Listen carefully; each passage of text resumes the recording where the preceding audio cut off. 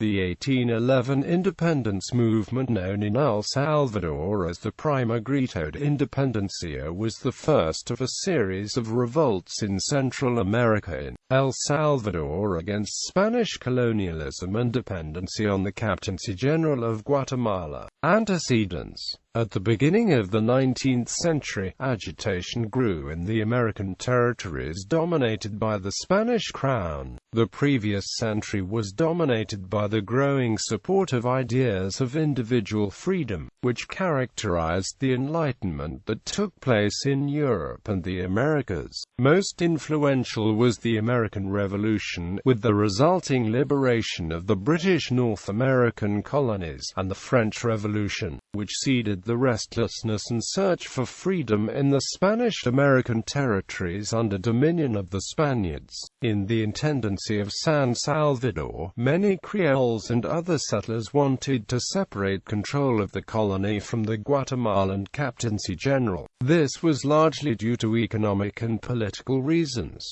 Greater administrative autonomy or outright independence for San Salvador would reduce the high level of taxes paid to the Spain and Guatemala and would raise finances for the colony. Napoleon Bonaparte's invasion of Spain in 1808 and the removal of Ferdinand VII from the Spanish throne created an atmosphere of unrest in San Salvador. Revolt in San Salvador. The insurrectionists organized themselves along with prominent middle-class supporters of the cause of independence such as doctors and priests who took part in the event.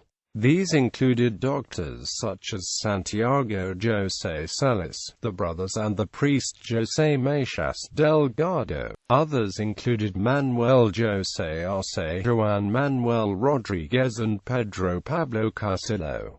On November 5 the revolt began in San Salvador. According to tradition, the rebels waited for a signal from the bell tower of the Church of La Merced, but this did not occur on the scheduled time. The rebels later assembled on the town square outside the church where Manuel José Arce proclaimed in front of the public, "There is no king, nor intendant, nor captain general. We only must obey our alcaldes," meaning that since Ferdinand VII had been deposed, all other officials appointed by him no longer legitimately held power. A tumult in the square grew to the point that the intendant, Antonio Gutierrez Huilo, asked that the gathered name somebody to formally receive the demands. Manuel José Arce himself was chosen and selected as the leader by the crowd. Despite this, the insurrectionists took arms and proclaimed the total independence of San Salvador from the Spanish crown, but were later subdued. In the following days, the independence movement extended to the cities of Santiago, Nonualco, Uzilutan, Calatenango, Santa Ana, Tejutla, and Coyutepec.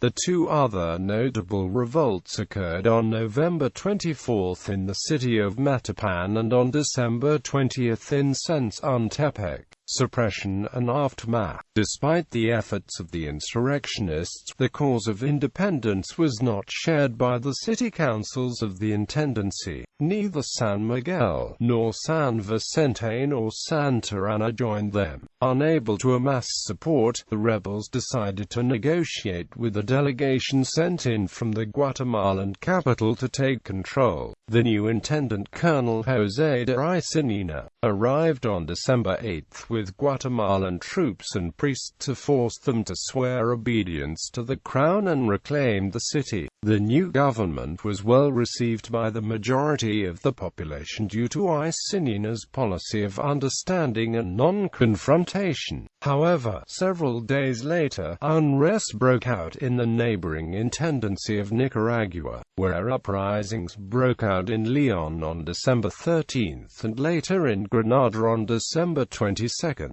Nevertheless, both were soon suppressed. Many of those involved in the events in El Salvador and Nicaragua were incarcerated, but José Machas Delgado was taken back with the delegation to Guatemala City. Despite his past activities, or perhaps because of them, Delgado was elected in 1813 as a representative on the provincial deputation of Guatemala created by the Spanish Constitution of 1812. He also became director of the Tridentino Seminary in the capital city. Therefore, he was not in El Salvador at the time of the second insurrection in 1814, and so did not take part in it. He was once again elected provincial deputy in 1820 when the Spanish Constitution was restored, and on September 15, 1821, he was among those who signed the Act of Independence of Central America in Guatemala City. On November 28, 1821, he became political chief of the province of San Salvador, and as its executive officer, he led its separation from Guatemala to prevent the former intendancy from becoming part of First Mexican Empire. Arce later became president of the Federal Republic of Central America from 1825 to 1829. Once full independence from both Spain and Mexico became a reality. In El Salvador, the independence movement and 1811 revolt is officially commemorated every year on November 5 and recognized as the first shout for the independence of Central America.